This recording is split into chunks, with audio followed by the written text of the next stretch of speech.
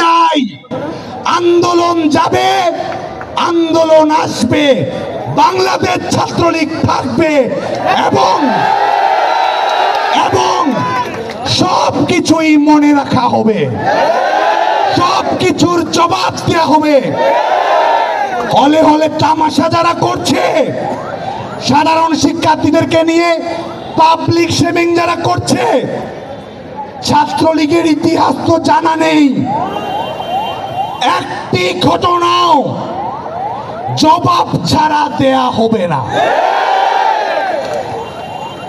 সবকিছু মনে রাখা হবে।